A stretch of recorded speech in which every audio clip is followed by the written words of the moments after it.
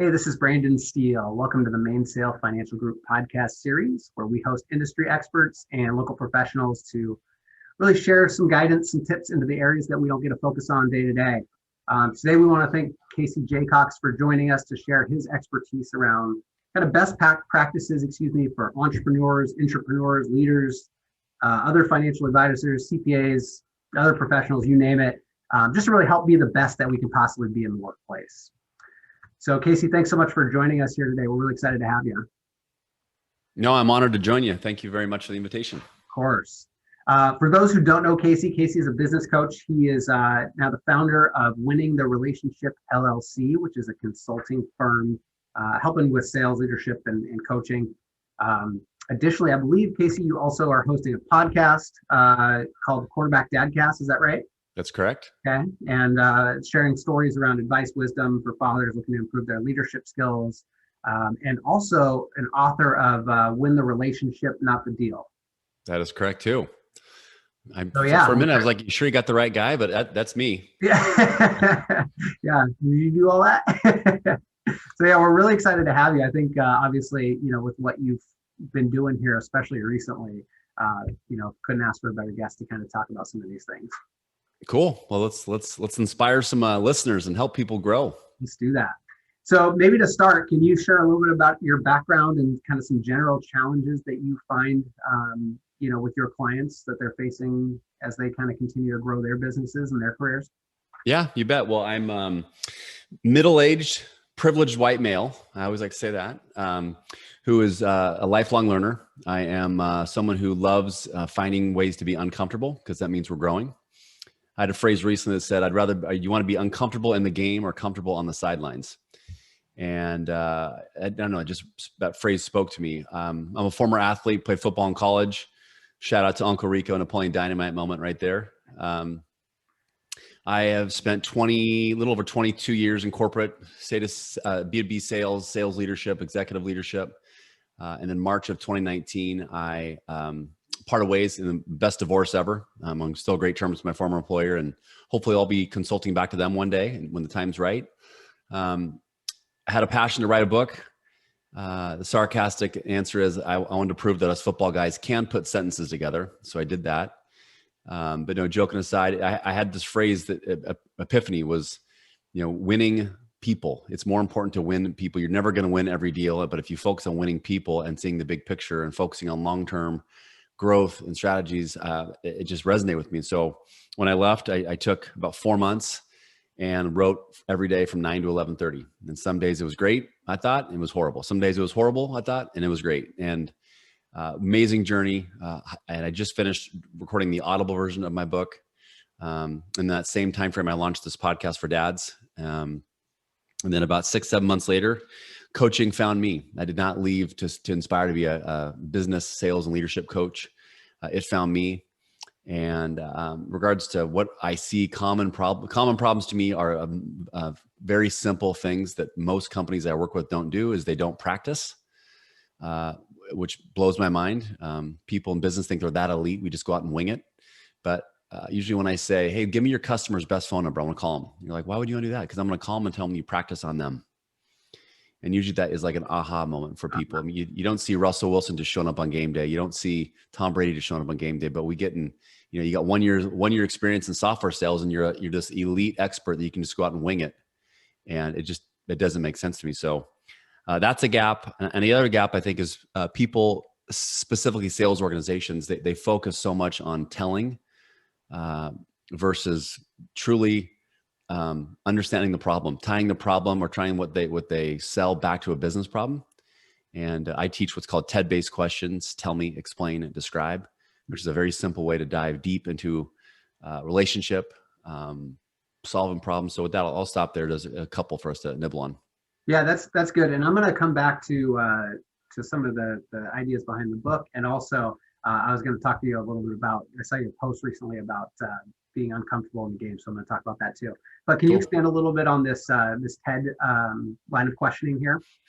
Yeah, I learned this late in my career, and I wish I would have learned it in my 20s. The gentleman who taught me this, a guy named John Kaplan, stud, he goes, Casey, you're one of the most unconsciously competent people I've ever met. And I'm like, that doesn't sound good. He's like, it's really good. I'm just going to give you tools to make sure that you realize what's in your head and how to teach it better.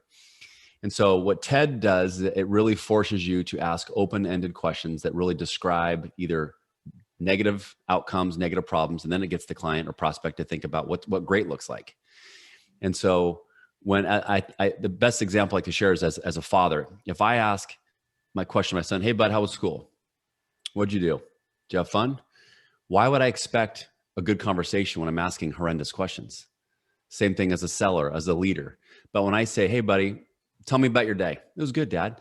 Describe again why you like math so much better than science. Tell me about the funniest part about school today. Describe the hardest part about a right-hand lane versus a left-hand lane. Tell me what club you like to hit best on the golf course. They have to answer. Yeah. And then once I get them saying something, then I go, tell me more.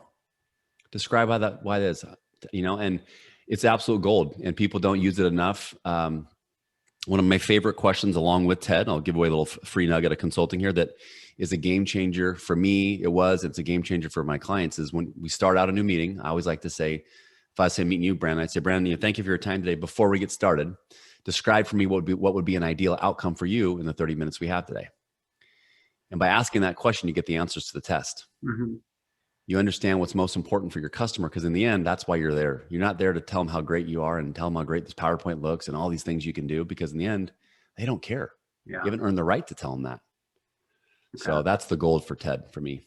Yeah, that's good. So I mean, it's making sure that you have a framework to just make sure you're getting the deeper questions answered and understanding the client better, right? Mm-hmm. Yeah, totally. And you can practice on your kids. You can practice on your wife, your partner, your husband, whoever it might be. You're constantly practicing. And so it's a simple, easy word. I mean, most people can spell TED. It's not too challenging. I got that one even. Yeah. And I imagine part of that is also making sure that you're not just asking the questions to ask the questions, but you're actually trying care and understanding of what the answers are to that so that you can, like you said earlier, help them out based on their needs, right? I mean, I imagine that goes without saying, but it's important. Well, yeah. I mean, so I think if you're not, people are going to feel it. And if you're not genuinely curious, you're obviously a transactional based seller. Sometimes in my best meetings, I didn't get to tell them one thing about what I did. I was just learning. Tell me more about, that's so cool. Right. And I'm not doing it. I forget sometimes we're in a business meeting, but when you're learning about other people, and I have a metaphor I tell my clients, like Brandon, so I'll put you on the spot here. When you throw a boomerang, what does it do? If you throw it well, comes back hopefully. So why don't we treat boomerangs? Why don't we treat our relationships like boomerangs? If we serve people with boomerangs and we don't keep score, you're just serving. You're constantly figuring out, tell me how I can help you. Who else can I connect you with? And that's all I did in 2020 before I decided to do this thing. And next thing I know, I had boomerangs coming at me left and right. Huh. And I like metaphors and stories and analogies. They just help me visualize things a little bit better and understand things better. So yeah, no, I think that's really good. And I think that's a great segue into some of what you've written about, the relationship over the deal. So can you share a little bit more about kind of what's behind that and some principles to kind of take away from what you've written about? Yeah, you bet. So I wrote the book for 4 people. I wrote the book for an executive who's like, man, my sales force is too transactional. They're not relationship focused. I wrote the book for a college or university to help teach students in college how to become relationship-based sellers. Too often our younger generation is great at texting. They can text so fast, they can build relationships via text, but in the end, you got to talk to people. Well, the human voice will never be replaced. And so the art of building thoughtful, authentic relationships that are built to withstand anything never will get old. I wrote it for them. I wrote it for someone who's right out of school, who's like, man, I wish I could learn from somebody who was sold at an elite level, publicly traded company, who was a number 1 seller 10 years in a row nationally. That's what I did. And so I told stories in the book to help people like that. And then lastly, I wrote it for someone who's maybe stuck 25 to 40 years old or older, doesn't matter, I guess, but someone who needs to get back to the basics and just is not seeing what they're doing. I'm like, man, how did I forget to do that? So in summarizing, the book has 6 core fundamental themes in it. Chapter 1 is all about the power of the golden rule. I give a lot of stories. I quote a guy named Orson Swett Martin, who wrote a book way back in the 1800s called Pushing to the Front, which is one of the most famous self-investment, self-help books of all time. Chapter 2 is all about expectation management and follow-up. Chapter 3 is about the difference between listening and hearing. We're not meant to multitask. We think we are, but we're not. Chapter 4 is all about documentation, the power of a CRM, and why documenting what you hear and using that as your tool or your compass to follow up with your prospect. Chapter 5 is about ego, self-awareness, and practice. And chapter 6 is all about patience. Relationships take time, and you have to meet the customer where they are. And when you do, when you ask great questions of value to make them realize how big of a pain or problem they have, they're going to sell themselves. Sure. Okay. Yeah, and actually, I was going to talk to you about this a little bit later, but since you brought it up within those chapters, I wanted to talk to you a little bit about like your thoughts around investing in yourself and how important that is, and when you stop. And I think I probably know the answer to that, but I'd like to just hear a little bit more about it, that open-ended, I guess. I will stop investing in myself when I die. People might think I'm joking, but I'm dead serious. Learning is such a gift. The mind is the most untapped resource in the body. There's so much growth and so much there that we don't even know. Can you repeat the question?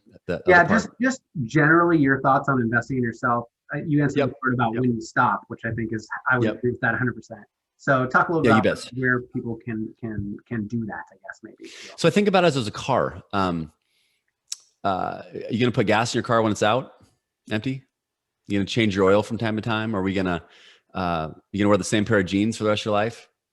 Are you going to, when your deodorant runs out, are you going to get some more? Are you going to just go around stinking up the world? I mean, I'm joking right now, but like in theory, if we're not investing in ourselves, if we're not finding ways to get better, because no one stays the same. You either get better or you get worse. And we have and everybody on earth, what I love is we all have the same amount of time. We have 1,440 minutes each day to do whatever we can with those. And it's up to us to figure out how we're going to be resourceful, how we're going to be organized, how we're going to plan, how we're going to take the emotion out of things. Are we going to be focused? So for me, I think it's so important to, if you have a gap, find a mentor, find a coach, seek out ways to without an ego say, I like this model called give two, take two. If I was struggling, I might say, hey, Brandon, tell me 2 things I'm not doing well and 2 things you think I can be doing better as you see me internally. Or if you see me in front of like prospect or the client, what am I doing? Right. And you might not like what you hear, but like the phrase I said earlier, and we talked about, and you mentioned the LinkedIn post, it's, do we want to be uncomfortable in the game or comfortable on the sidelines? Mm-hmm. Right. Yep. It's easy to say, and in that mindset, I don't allow people in my life, at least I try not to allow them, or I don't allow my clients to say 5 of the worst swear words that were ever created. These is worse than any F-bomb, Brandon. You ready for these? Yeah. Need to, should to, have to, want to, can't. I apologize for my language. Those are bad swear words. Those are, right? Because when we say those words, all we're doing is creating negative anxiety. Where it's a goal without a plan is simply a wish. And when I simplify it and I say, I will go document. I will make 35 phone calls today. I will attend a networking event. I will record 4 episodes this week. It's action. Would you get in a pilot who didn't file a flight plan? Get in a plane without a flight plan? A little scary. I wouldn't never do that. Mm-hmm. So when we're doing these need to, should to, want to without a plan, we're winging it. Yeah, so that's good. So just that simple mindset of I will. So, yeah, and then you write it down. When you write it down, it's visible. Okay. Yeah, and you brought up I saw your post the other day about, so it's being comfortable on the sidelines or uncomfortable in the game. So can you talk a little bit more about what you're referring to there and how people can use that to maybe push themselves a little bit? Yeah, it came up to one of my shout out to one of my coaching clients. I'll just say his first name, Patrick. So shout out to Patrick. And he made me think about this, and I told him I'm going to be uncomfortable. I'm going to record a video of myself, which is not always comfortable to do, and I'm going to put it on LinkedIn. And I'm just going to let people know, like, when we are uncomfortable, when we push ourselves outside of our comfort zone, meaning we're going to learn a new skill, we're going to maybe role play in front of our team, and I might mess up. We're going to try asking questions that maybe I've never asked before. I'm going to read a book that maybe it's the longest book I've ever read. I'm going to do things that might not feel good, but someone's going to achieve greatness. Why not me? Someone's going to be this. Why not you? Right. And so I think when we can challenge ourselves to think about what if, it goes back to what I mentioned, the brain is there's so much untapped energy. And why I believe this wholeheartedly. So I also consult with a company called Limitless Minds, which is a company run by Russell Wilson, Trevor Moawad, and DJ Eitzen, and Russell's brother, Harry. And we have this philosophy that they teach called staying neutral. And science currently says that on average, we have between 60 and 80,000 thoughts per day. So Brandon, take a guess, what percent of those thoughts are negative? Oh my gosh. I would guess a huge number, and I'm probably even short, 50,000. 80%. So 80% of our thoughts are negative. So what that tells me is the reason why people don't accomplish big things is because we listen to the negative self-talk. I'll call that guy later. He's probably not available. She's busy. I don't think I could. I don't think I could sell that much. There's no way I could do that. Versus, people say get out of your head. I say stay in your head. Stay in your head and fight that voice and say, no, bro, I ain't listening to you today. I can do anything I want if I put my mind to it and have a plan, an action. I have a mentor, a coach, a leader that believes in me, that helps speak truth to me, that helps me accomplish this. Why not me? I mean, I was a 3.0 student, 3.2 maybe at Central Washington University. I'm the only one that calls that the Harvard of the West Coast.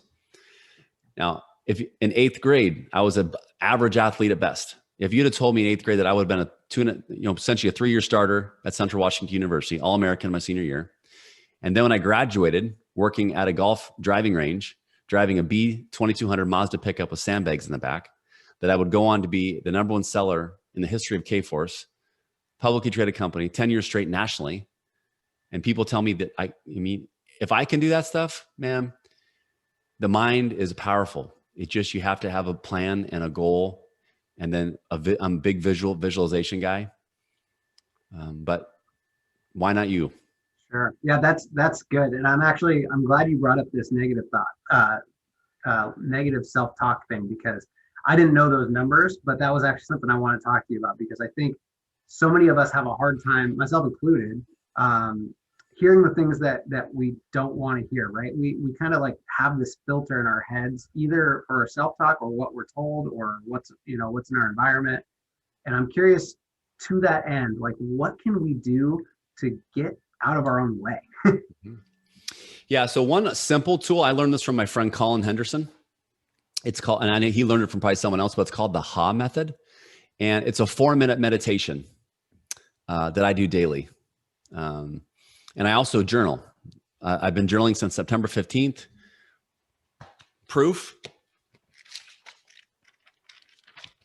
And so I wake up with gratitude. That helps me stay grounded, the right mindset, set the day with intention. This 4-minute meditation is a first minute, I just breathe, get centered. Where am I at? I could be standing up, inside, outside. The second minute is I have statements. So I'm speaking truth to myself about things I have. Could be physical, could be emotional, could be opportunistic, right? Third minute is I am statements. I'm telling myself these things. And that is where you want to attack your negative self-talk. I am patient. Sometimes I'm not patient.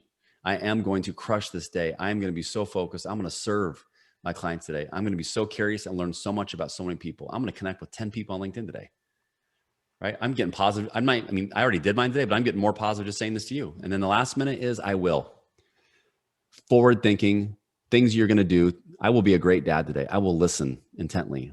I will be focused and put my phone down and make my son feel like the most important person in the room. So for me, that short 4 minutes, if people say I don't have time, BS. 4 minutes, give me a break. You have to stop being the victim of your own story, I'd say.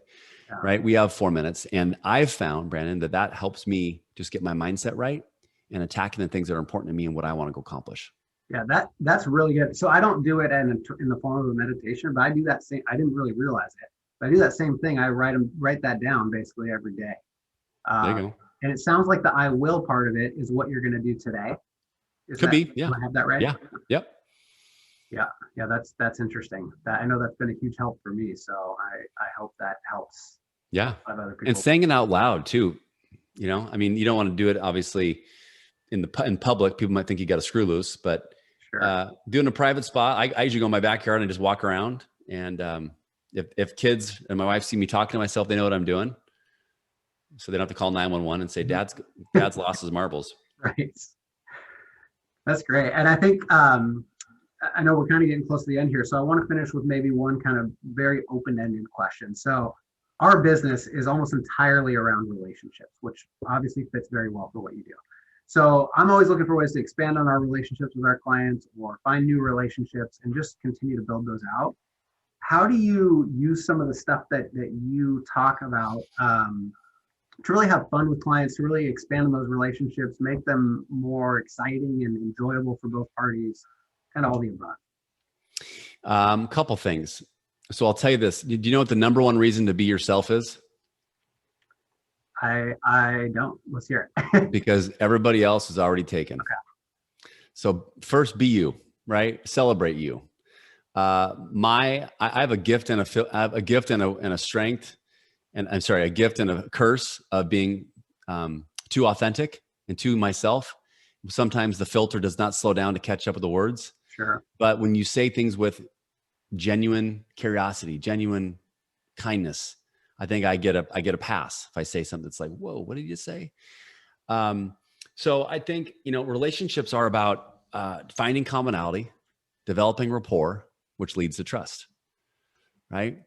I think about relationships like a bank. So if you bank, let's say with Bank of America, what's the chances if you go knock on US Bank's door and say, hey, can I borrow $40? What are they going to say? Absolutely not. I know, because you haven't invested in them. You're just trying to take money out. So we think about relationships like a bank. What have you done to earn the right to ask for something if you're just serving yourself? So be curious. If you're going to, social selling is a great way to build relationships because you can make it about other people, right? LinkedIn is a gift because it doesn't allow you can leave a comment on anybody's post and show people, wow, that was a very heartfelt note. It was very thoughtful, right? You're not asking for anything yet, right? Because don't be one of those people on LinkedIn, by the way, real quick, I'll give one last piece of advice, that guarantees they can grow your business by X and help you solve all these problems. Until you learn about someone's problem, you can't help them at all. If anytime someone tries to tell me, I don't even respond. If someone asks questions to talk about me, I'm a lot more interested to talk about it. Sure. So I think I hope that helps, but do some work up front, and the internet's a very easy tool to find out some information about people. That'll give you a few open-ended TED-based questions to get to know people. But that's probably what I'd say, Brandon, what comes to mind for me. Okay. Yeah, that's good. I like tying back in the TED-based questions too. Good way to wrap it up. Well, I appreciate you joining us. This is really, really good stuff. So if anybody has any questions for you or maybe needs some consulting help or something along those lines, is there a way that they can get in touch with you? Yeah, thanks for asking. The best way would just visit my website, which is Casey, so CaseyJacox.com. So CaseyJacox.com. I'm on LinkedIn. I'm very active there. They can just search me. I'd love to connect. I love meeting the new people and learning about them. They can find me via any of the main podcast players, live on all the major ones, or they can email me directly at just Casey@CaseyJacox.com. All right. That was awesome. I really appreciate your time. I think that was really helpful. And for everybody listening, we are very quickly growing here. So for anybody who is looking to maybe make a change or something like that, if this is helpful and you kind of enjoy our approach here at Mainsail, definitely reach out to us or let us know if you have any questions at info@mainsailfg.com. Thanks again so much, Casey, for joining us today, and we hope you have a good day. Cool. Thank you.